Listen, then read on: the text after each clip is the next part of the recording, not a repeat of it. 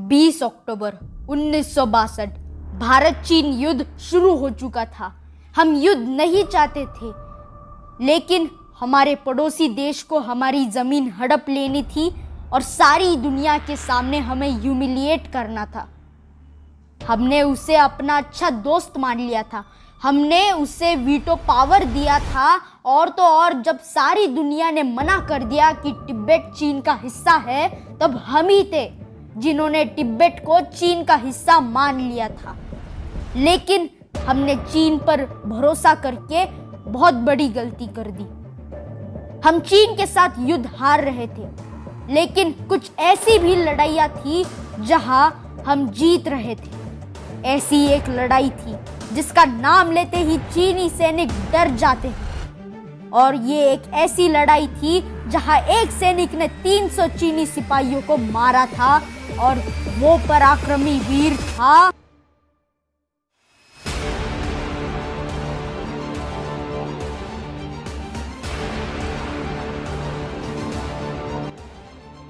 नमस्कार दोस्तों, मेरा नाम है पार्थ और आप देख रहे हैं मेरे YouTube channel Partha talks.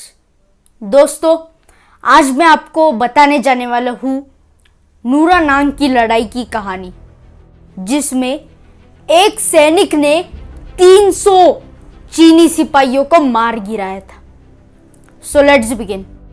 Bharat चीन युद्ध का आखिरी दौर चल रहा था। चीन ने हमारे बहुत सारी जगहों पर कब्जा कर लिया था। अब वे अपना चौथा हमला अरुणाचल प्रदेश के तवांग में करने जाने वाले थे, लेकिन इस बार 4th गढ़वाल राइफल्स के वीर, जिसको लीड किया था जसवंत सिंह रावत ने, उनका रास्ता रोक के रखा था। जसवंत सिंह रावत उत्तराखंड के रहने वाले निवासी थे, जिनका जन्म ब्रिटिश इंडिया में हुआ था। उन्होंने केवल 19 वर्ष की आयु में आर्मी ज्वाइन कर ली थी, और तभी 2 साल बाद भारत चीन युद्ध शुरू हो गया, यानी कि उनकी उम्र बस 21 साल की थी। राइफलमैन जसवंत सिंह और उनकी 4थी गढ़वाल राइफल्स को यह ऑर्डर आया कि आप तवांग को छोड़ दे और रिट्रीट कीजिए, लेकिन राइफलमैन जसवंत सिंह ने रिट्रीट करने से मना कर दिया और वे तैयारी में जुट गए चीनियों से लड़ने के लिए। 15 नवंबर 1962 चीनियों ने तवांग पर हमला कर दिया, और तब लड़ाई शुरू हो गई। इस बार उन्होंने सेला टॉप से हमला किया था। पहाड़ों और चट्टानों के ऊपर हमारे सैनिक लड़ रहे थे, लेकिन हमारी लाइट मशीन गन यानी कि LMG चीनियों के मीडियम मशीन गन के सामने बहुत कमजोर पड़ रही थी। तब लांस नायक त्रिलोक सिंह नेगी, राइफलमैन जसवंत सिंह रावत और राइफलमैन गोपाल सिंह गुसेन, वे कैमोफ्लाज करते हुए चीनियों के बंकर की तरफ गए और चीनियों को मारकर मीडियम मशीन गन हमारे पास ले ली, और वे फिर से अपने ट्रेंचेस की तरफ कैमोफ्लाज करने लगे। लेकिन तभी बहुत जोरदार फायर के अंदर लांस नायक त्रिलोक सिंह नेगी और राइफलमैन गोपाल सिंह गुसेन शहीद हो गए। अब अकेले राइफलमैन जसवंत सिंह चीनियों से लड़ रहे थे। वे इतनी बहादुरी से लड़ रहे थे कि उन्हें बहुत सारी गोलियां लगी और वे बहुत घायल हो गए, लेकिन उन्होंने हार नहीं मानी, और ये लड़ाई 3 दिन तक चली, यानी कि 72 घंटे तक चली। लेकिन सवाल उठता है कि राइफलमैन जसवंत सिंह जी को रसद कहां से मिल रही थी? तो इसका जवाब है, वहां के लोकल सिविलियंस में से 2 लड़कियां, जिनका नाम था सेला और नूरा, उन्होंने राइफलमैन जसवंत सिंह जी की बहुत हेल्प की।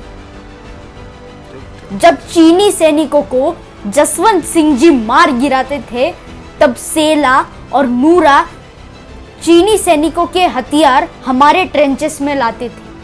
और जिस तरह से राइफलमैन जसवंत सिंह जी के पास बहुत सारे हथियार थे, चीनी सैनिकों को यह भ्रम होता था कि पूरी भारतीय बटालियन ही उन पर फायर कर रही है, लेकिन वह तो बस एक ही सिपाही था।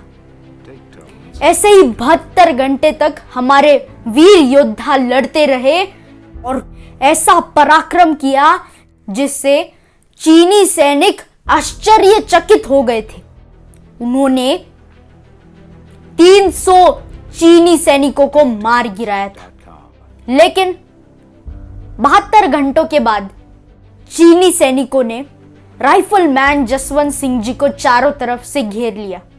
सेला की ग्रेनेड ब्लास्ट में मौत हो गई और नूरा को चीनी सैनिकों ने पकड़ लिया। राइफलमैन जसवंत सिंह जी तब भी लड़ते रहे, लेकिन कभी हार नहीं मानी। और जब उन्हें पता लगा कि चीनियों ने उन्हें चारों तरफ से घेर लिया है, तब उन्होंने अपनी पिस्तौल से उन्होंने अपने सिर में गोली मार दी और हमारे वीर योद्धा राइफलमैन जसवंत सिंह रावत जी वीर गति को प्राप्त हुए।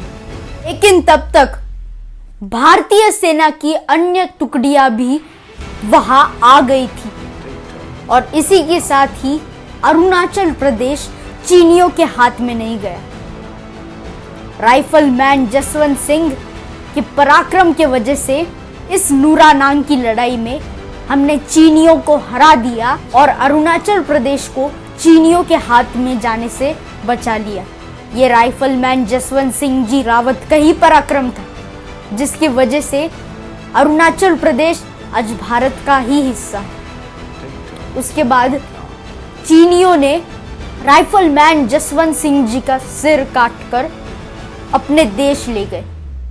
वहां के चीनी कमांडर इतने आश्चर्यचकित हो गए और इतने इम्प्रेस हुए जसवंत सिंह जी रावत का वीर पराक्रम देखकर, तब उन्होंने जसवंत सिंह जी रावत का सिर लौटा दिया और उनकी एक मूर्ति बनाकर भेज दी।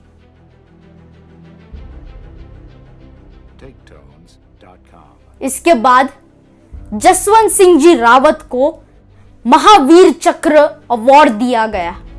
जसवंत सिंह जी रावत के पराक्रम की याद में आज उस जगह को जसवंतगढ़ के नाम से जाना जाता है।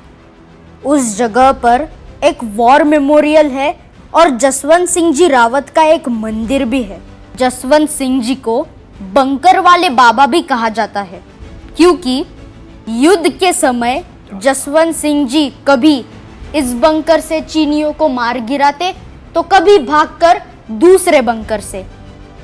कहा जाता है कि आज भी जसवंत सिंह जी रावत बॉर्डर पर रखवाली करते हैं और हर रोज सुबह उनके कपड़े प्रेस होते हैं, उनके शूज पॉलिश होते हैं, उनको छुट्टी मिलती है और तो और उनकी प्रमोशन भी होती है। लेकिन क्या हम इन पराक्रमी योद्धाओं को याद करते हैं? नहीं। तो हम इन योद्धाओं के लिए क्या कर सकते हैं? एटलीस्ट हम इनके बारे में बात तो कर सकते हैं। तो ये वीडियो अब ज़्यादा से ज़्यादा शेयर कीजिए और अपने फैमिली और फ्रेंड्स के साथ राइफलमैन जसवंत सिंह जी रावत और उनके पराक्रम के बारे में बातें कीजिए, ताकि सबको पता लग सके कि हम 1962 का युद्ध हारे थे लेकिन जीते भी थे। जय हिंद।